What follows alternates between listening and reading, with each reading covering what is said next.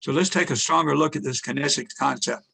First of all, kinesics talks about the environment, the setup of what you got, the presentation area, the stage, the appearance of the stage itself and the instructor, movement, gestures, et cetera, and artifacts, such things as your clicker or the documents that you're using to teach from. So the stagecraft objectives is what is next. So let's take a look at those based upon what we just learned. Stagecraft, basically it is stage management, as if you were performing on a stage or doing a film. So when we first start, we're going to talk about creating the atmosphere. That's going to entice the environment and appearance concepts of the kinesics. Second, we're going to talk about design presentation with staging in mind. So we're going to use the concepts of where to stand or what to do on the stage in order to enhance what you're doing. And third, we're going to talk about selecting more kinesics in order to enhance the program even more. All of this to enhance your presentation and to make it unforgettable. Before I go into all of that, however, I'd be remiss if I did not say thank you very much to Jim, DREI, as well as the other folks who worked on the NCREA conference. And of course, we want to thank all of you for being here. But this gives me an opportunity to talk about one of the things that we fear a lot. So let's take a look at some of those.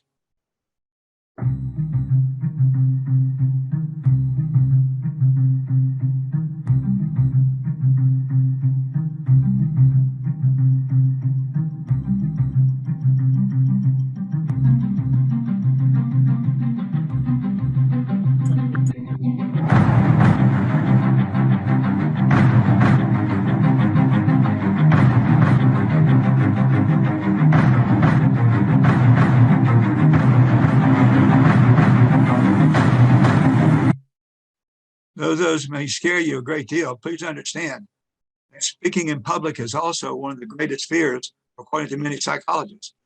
Hey, it's okay to have butterflies. What you have to do, however, is just learn to make them fly in formation. One way to accomplish this, of course, is to create the atmosphere that you want to present in. And you do that by doing what? By planning ahead. So to plan ahead means that you're going to have a stage manager. No, stage managers are only in plays and television. However, you can create stagecraft checklist. Checklist becomes your stage manager. You need checklists for everything. This means that you could need checklists for handouts, your contacts, who do I contact in case of an emergency, your supplies, on and on and on and on. I never will forget my first job as a young man. I was a bag boy at a grocery store. The store manager always greeted us every day when we came in, and then he would say the following: don't forget the 6 P's today. Prior proper planning prevents poor performance. So what we had to do is make sure that everything was set up and ready to go for our section of the grocery store. To create atmosphere, there's one thing that you must do, and that is you must arrive early. You got to get ready. So start off by setting up your equipment. Once you have your equipment set up, of course, double check it. Take your clicker and walk around the presentation area, make sure it works well and everything is received. Along with that, make sure you're checking out your audio. Check 1, 2, 3, check 1, 2, 3. How boring. Plus, people who come in early will say hello to you and interrupt you. So now you got to start over again. So how can you politely let them know that you're doing your check? And the answer is, don't say 1, 2, 3, check. Sing a song or quote a poem. So walk around going, what? It was battered and scarred, and the auctioneer hardly thought it worth his while to waste much time on the old violin, but he held it up with a smile. And this way you can check your audio as well as learn a poem. Practice with the handheld mic as well, folks, because why? What happens if your lapel mic goes out? You're going to have to work with the handheld mic. Make sure also that when you're wearing your lapel mic, you wear it on your tie or scarf. If you wear it on the lapel, please understand that if you turn to the other side, then the voice goes down. If you do wear it on the lapel, step forward so that side is forward, so you're constantly talking into the mic. Now that you have everything checked, you're ready to set up that atmosphere we talked about. And you're going to do that through 3 resources. First of all, music. as Jim mentioned earlier, your music is actually going to elevate the class structure. So do that by playing videos or music itself off of a CD. However, in the handout on page four, you're going to find that there is a list there of how you can utilize music as well as video to introduce people to your class. Upbeat, calming, learning. What is it you want to do? How is it you want to set up your introduction? Now, all of our videos today comes from Creative Commons. I suggest very strongly that you use that in setting up your atmosphere slideshow. Now, whether you're using PowerPoint or Keynote or Prezi or Google Slides, you need some PowerPoint slides out there. I enjoy positive mental attitudes things, so this is what I use, PMA, if you will. So I have these rotating through. What's wrong with an information slides? So you're going to be teaching what? Let's pretend you're teaching agency today. So what's wrong with putting up some agency definitions as information when students come in? Cartoons, just to liven things up. And of course, pay attention to the lighting. Don't forget now, if you want to set a romantic mood, what do? You put out candlesticks. But good lighting for taking notes is very essential for your students, so make sure the lighting is good. Now turn around and take a look at your presentation area. Is it all cluttered? If it's all cluttered, this means what? The students are going to be looking at the clutter and not at you. You're the most important asset, so you need the attention paid to you. Instead, you need the stage nice and clear, like this presenter did at an earlier performance.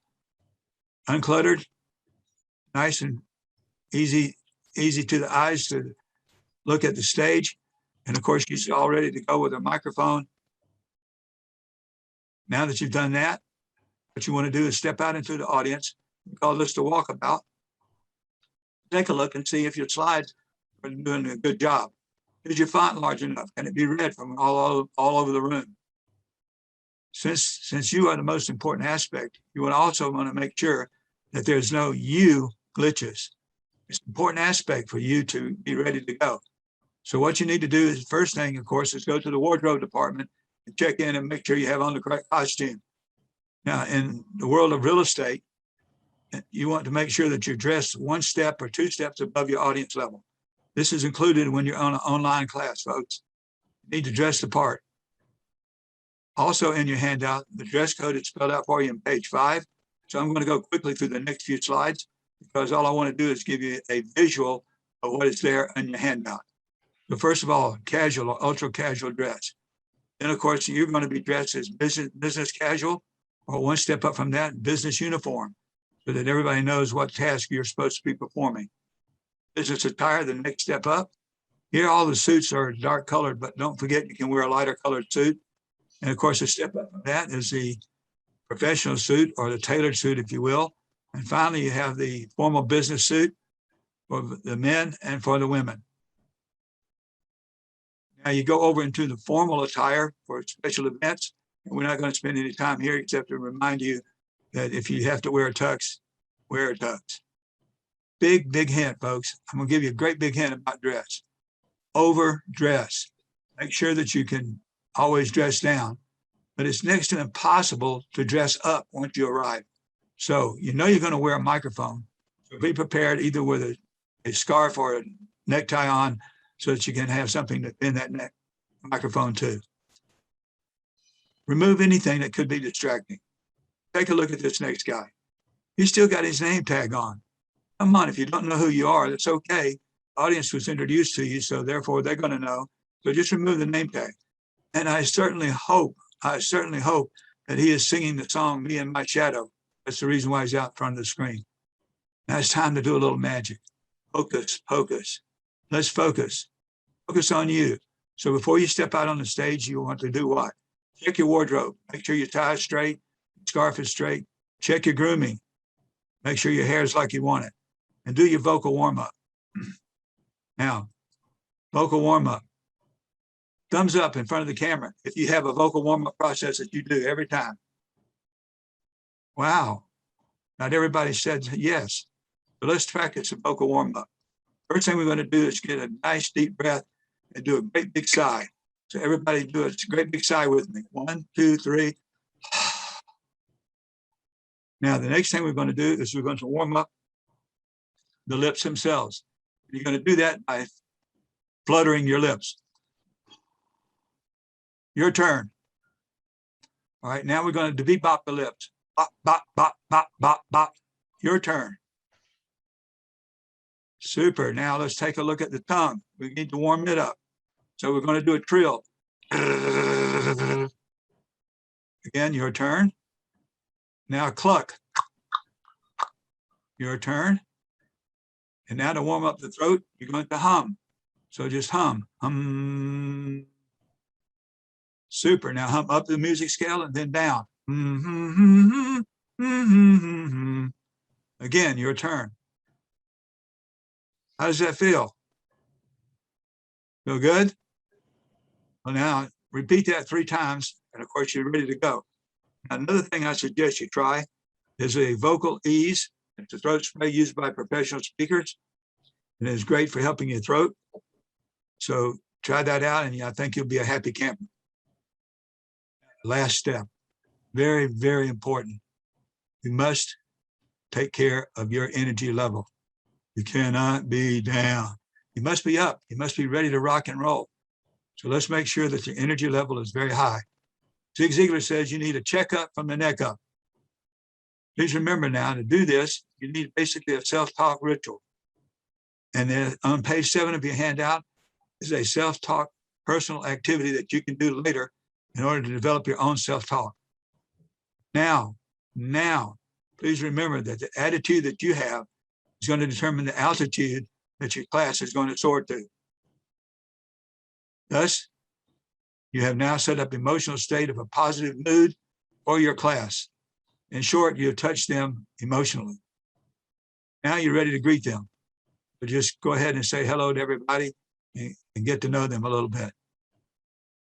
The DREI textbook says basically that our job is to ensure that the classroom experience for students is exciting, upbeat, and inspiring. You can only do that with a lot of energy.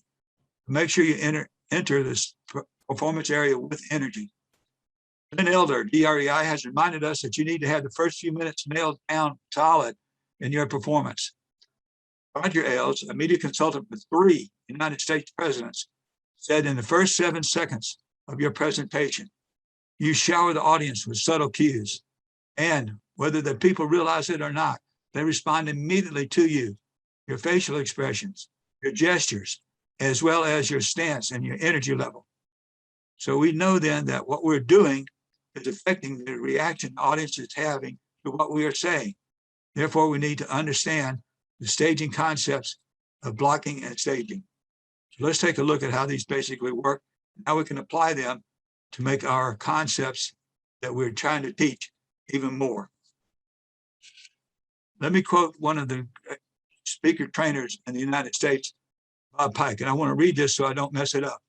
It's not a bad idea for trainers to plan out the physical components of their presentations in order to avoid distracting movements the same way they would outline their content. What a great concept, folks. We need to plan how we're going to move as well as what we're going to say. Let's start off with some definitions. First of all, stage left. Stage left is to the audience's right, and stage right is to the audience's left. Downstage is at the very front of the stage. Now, this means basically that when we're doing something on the stage, we must remember that our audience learns to read from left to right, and they think of time frame from left to right. So if we do that with our hands left to right, that means what? They're saying it backwards. So we have to remember that everything we do has to be from right to left. This means then that when we're performing on stage, we're going to go stage right to center stage, then the stage left. And if we're using the stage itself, we've got to remember that it's also cut into 3s from front to back. So basically what we have is downstage, center stage, and upstage.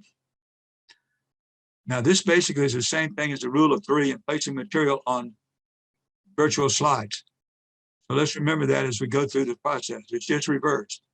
So what do I mean by that? Well, let's take a look. What is the weakest area in a stage performance or presentation area? That is your upstage left. Where's the strongest point to be? And the answer is downstage center. Now you should rotate around, move around with the ebb and flow of your presentation. So the strongest area again is downstage center, weakest area is upstage left. Most of the time when I've gone to present at hotels or some other location, the projector is set up in the center. We would prefer it differently, but for right now, for illustration purposes, this is fine. One of the things I'm not supposed to do, basically, folks, is step into the light. So how can I stop from doing that? Well, the answer is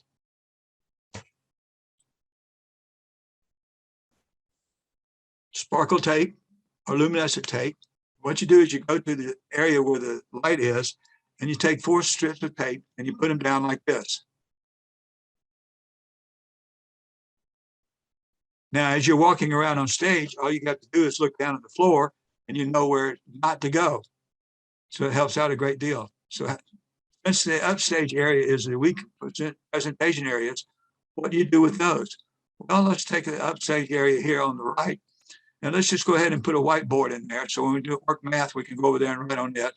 And on the upstage left, how about a flip chart with the name of our session today up on the chart?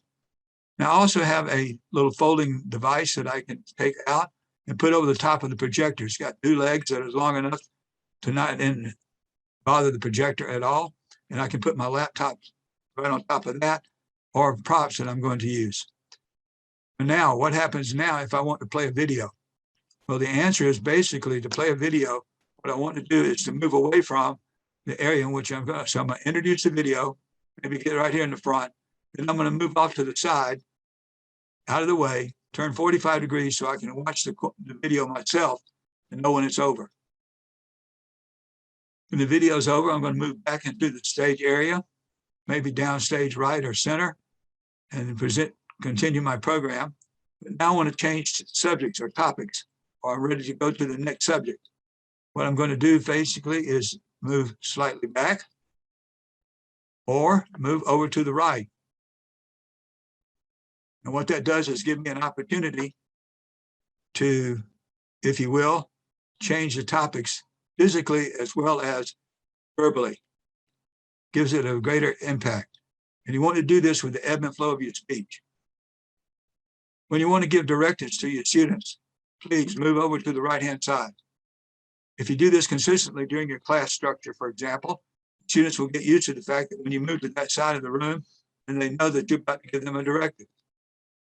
And understand, please, if you will, that my research has shown that 65% of our students are visual learners, 35% are verbal.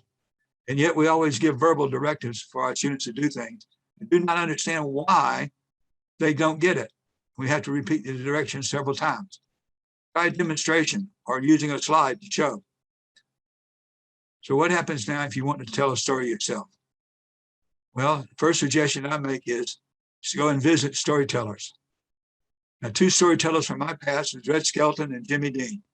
Red Skelton, a super duper clown and great at pantomime, especially Gertrude and Eclipse. Oh, I love those little pigeons, I did. And Jimmy Dean, oh man, could he tell a dramatic story, like the story of Big John. Wow. Here's the secret, folks. Go and watch videos of your favorite storytellers and learn how they're doing it. Watch their pacing. Watch how they present it. Smile. Making sure that the audience is aware of the story based upon what you want to get across to them. Utilize the stage in order to enhance your story. So now what I'm supposed to do is tell you a story and show you how to move on stage to do that. Well, I'm not on stage, so how in the world am I going to do that? Well, I'm going to tell you this is my story, but at the same time, I'm going to use the virtual slides in order to show you where you should be moving, or I should be moving as I tell my story. So let's start. Once upon a time, many, many years ago, in a land far, far away, in South Atlanta in 1980, I was taking Taekwondo and I wanted to become a master instructor. In order to do that, I went to my instructor and asked him what I needed to do to be a master instructor. He gave me a list of 7 things to do. So what I did with that list is I went back home, and I took the list, and I stencil it out on a big flip chart. Each time I accomplished one of those, I would take a pencil and fill in the letters so they became block letters. And I took this flip chart and I put it right in the middle of my office. Every time I got up to go to the bathroom, I had to walk around that easel. Every time I got to go out to take care of a client, I had to walk around that easel over and over again. But there was one thing on there that I did not understand. And it said that I had to do a specialty kicking technique. So I went back to my instructor and said, "What is this?" He looked at me and says, "Oh, Dana, you're a heavyweight. You don't worry about the jump kicks. You do more breaking. Breaking's okay." Well, that did not sit well with me. I wanted to do whatever was necessary to become a master instructor. So I went back home and I started thinking about it and studying it. Now in Taekwondo, we got a kicking technique where you jump in the air and you kick with one foot and the other foot. So I thought to myself, why not double that? I've never seen anybody kick 4 times on one jump. I wanted to do that. So I started practicing. And also I thought about this. Everybody breaks boards. So I'm not going to break boards. I want to do something more dramatic. I want to kick basketballs. I went to work. So now what do? I want to show you a picture of me actually performing this technique. So here I am jumping in the air. The 2 guys holding the balls for me, by the way, are 6'10" and 6'11". And here are the balls as I kick them in the air. 1, 2, 3, and 4. So what did this do for me?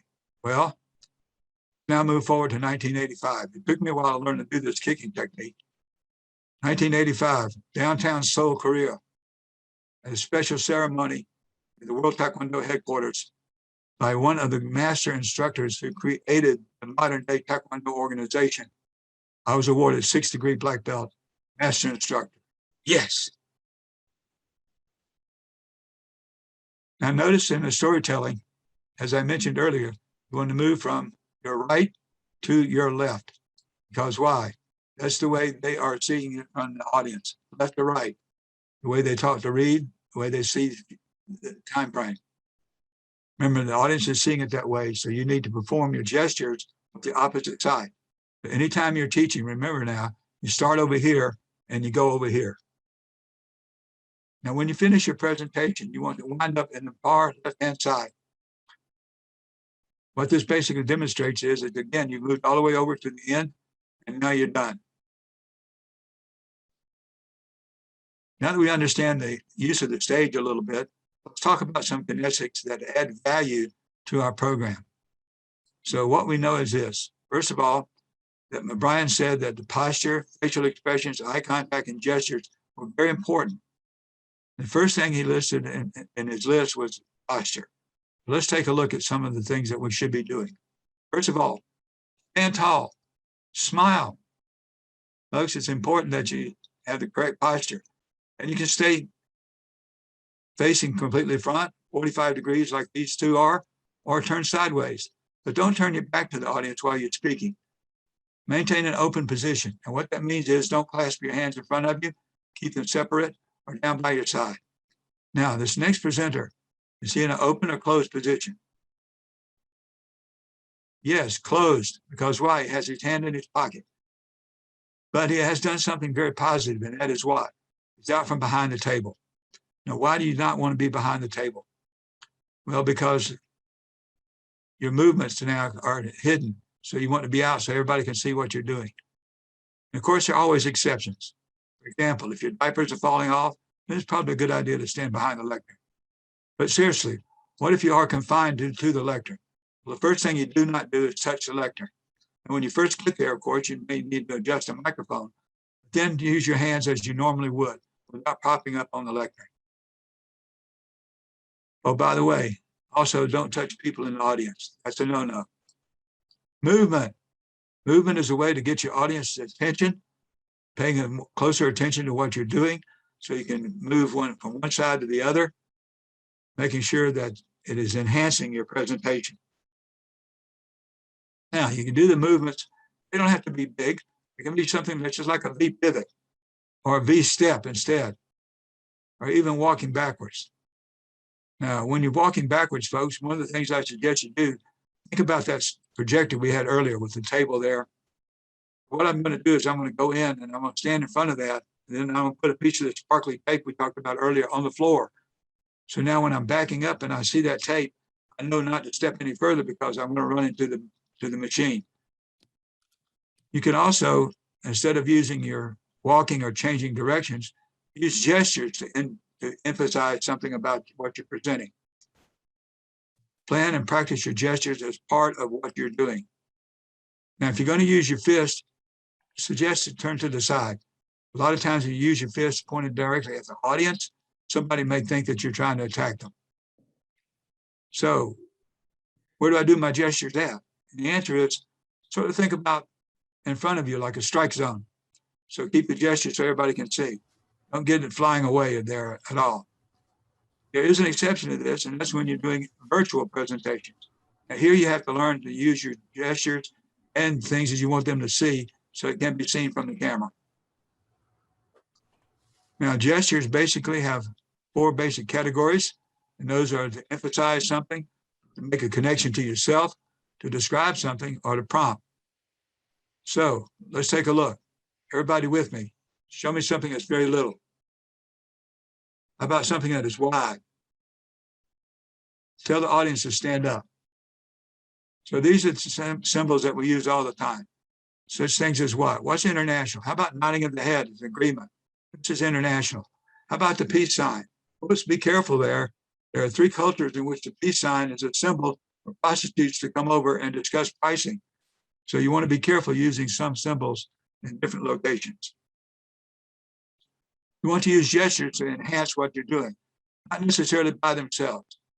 Let's take a look at what could happen if you don't communicate verbally. What can I get started for you today?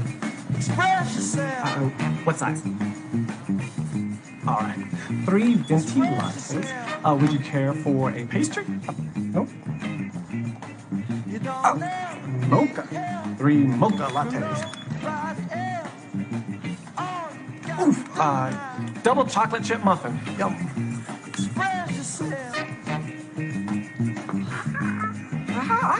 You want 3 Paul McCartney CDs. Awesome. You know, I love the Beatles. They are my life.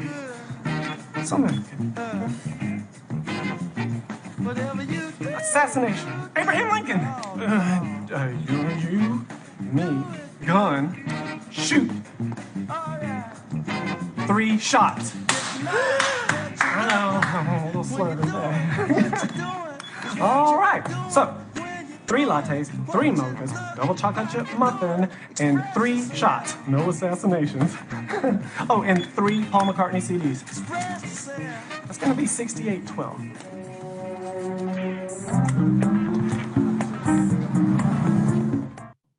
Folks, notice the great use he made of his facial expressions in that skit. Facial expressions can really show your emotions or your feelings.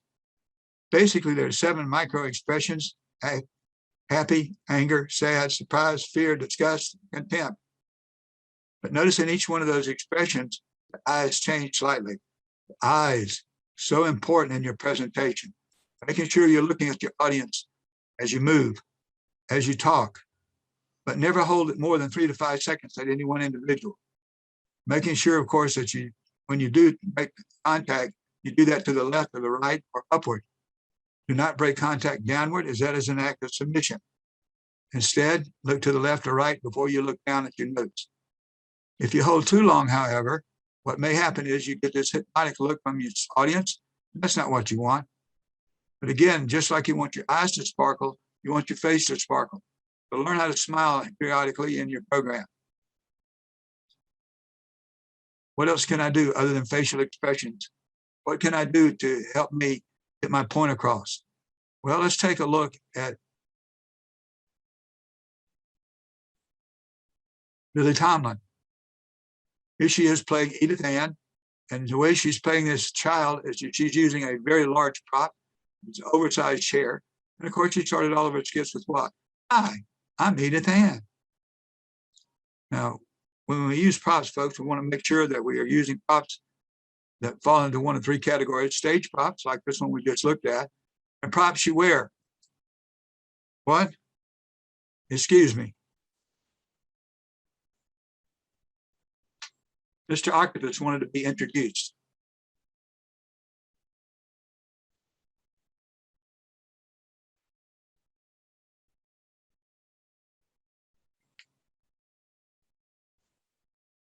I wear Mr. Octopus when I'm talking about agency. Folks, I wear him on my shoulder all the time, or hanging around my neck, the whole time I'm discussing agency. Now, the reason why I like the octopus is, first of all, he has 2 legs and 6 arms. 6 arms gives me the 6 fiduciary duties I owe to a client, and I can discuss those. Now, as I go around talking about what I'm supposed to be doing, Mr. Octopus is right there with me, demonstrating to my students that the octopus is my client and the most important aspect of what I'm supposed to be doing. Second, when I start talking about customer service, helping the other party, I got to remember that I'm still wearing Mr. Octopus, because why? He is my client. Okay, you happy now? Super. Now that you finished showing off, go back to sleep. The third group of props, of course, is your handheld props. And the handheld props are these small things such as your clicker. Here she has in her hand a marker, it looks like. But don't forget, folks, a lot of times we are using handheld props such as paperwork. We're showing our clients, our students, how to fill out forms. Boy, we've discussed a lot here in the last few minutes. So let's make sure that we have everything in our heads. Let's take a quick review. Most important is we want to create atmosphere. So we create atmosphere by equipment setup, music, welcoming slide deck. And then we're going to take a look at us, you. We're going to make sure our wardrobe is correct, have the correct vocal warm-up, self-talk, ready to rock and roll. Next, we want to talk about staging just a little bit to review that. Blocking, we talked about that, moving right to left in order for the audience to see in the correct order. And we talked about storytelling. We also talked about kinesics, the postures, movement, gestures, etc. And whatever you do, don't forget that you got to plan ahead. 6 P's. Prior proper planning prevents poor performance. Now, it is time to see if I covered the information well enough for you to be able to create a question when you're given the answer. Yes, the summative assessment done Jeopardy style. So let me demonstrate. Here's the answers: music, presentation slides, staging, room setup, etc. You got 7 seconds. The timer's there for 7 seconds. How do you create atmosphere? That's the question.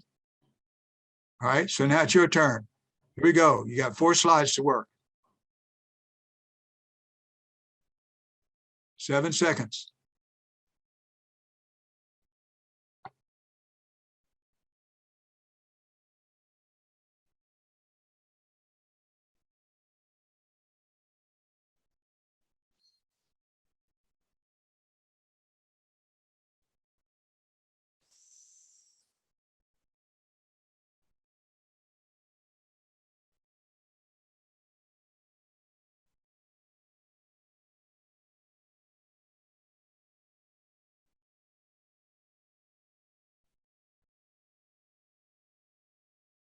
So now I'm going to share with you 2 great secrets that I learned a long time ago about making a great presentation.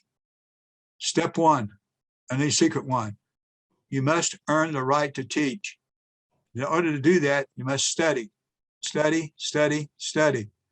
You need to know 30% more than what is required. So not only do you need to study the material that you need to teach, you need to study other material in addition.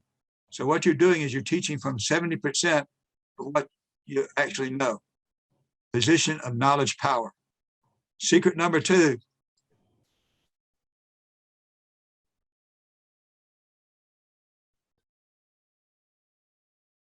Yes, practice does not make perfect. Practice does make permanent. So make sure you practice. I was totally amazed at the presentation skills of a gentleman named Winston Churchill. He once was invited to go out and have a drink with 3 of his friends. He said, I can't do that. I got to go into the house. He says, why? You got 3 hours before the meeting tonight. He says, yes, only 3 hours to practice my impromptu speech. Impromptu speech. He even practiced those. No wonder he was a great orator. Practice, practice, practice. Now, Kim, do we have any questions that's come up that we can answer right quick? Thank you, Dana, for asking. I have not seen any hands up or any questions in chat at this point, but that doesn't mean somebody doesn't have one. They just haven't posted it. So Okay, anybody Well, have questions? we'll move ahead then. And if somebody has a question, we can come back. What we're going to do now, folks, is give you an opportunity to turn to page 8 in your handout and look and think about the biggest thing you got today and do a 1-minute paper on how you're going to use that in your next class. So you got 1 minute to write that down.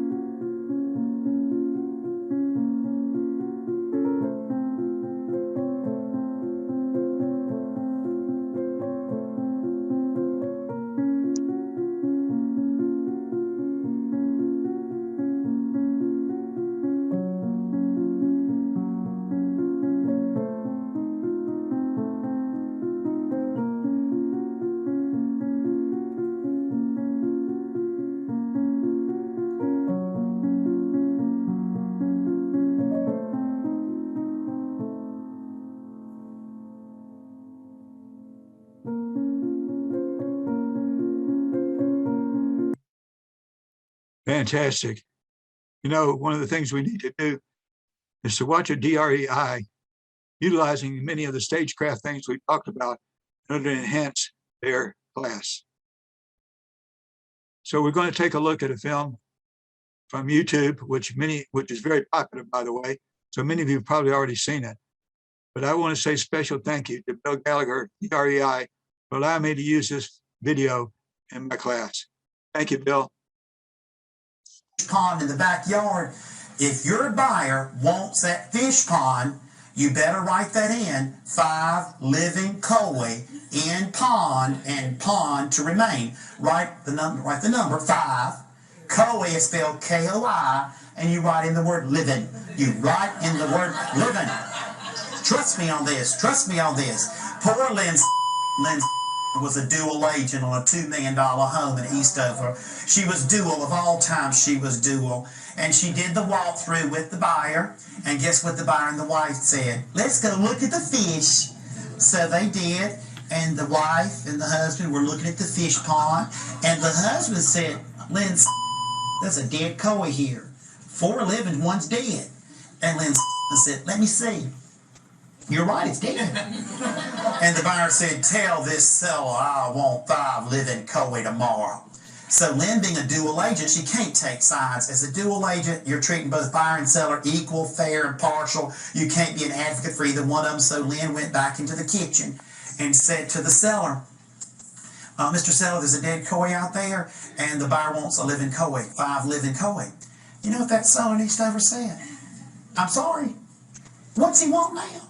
Listen, Lynn, let me get this off my chest. This dude has nickel and dimed me and penny pinched me on every repair of this item. This house is 38 years old and it ain't brand new. What's he want, Lynn?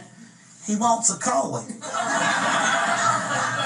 And the seller said, well, Lynn, get the contract out, Lynn. Get the contract out. What's the contract say, Lynn? She took it out.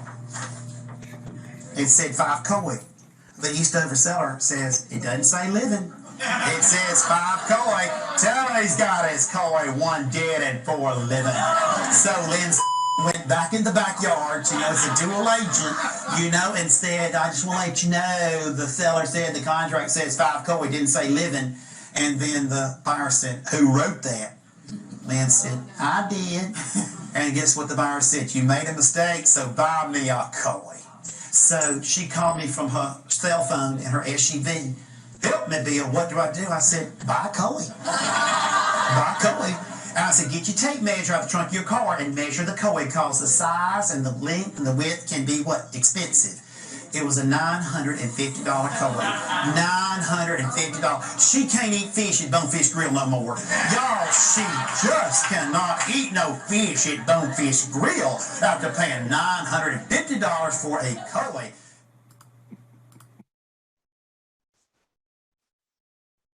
Folks, did you notice his use of the pivots to play the different characters?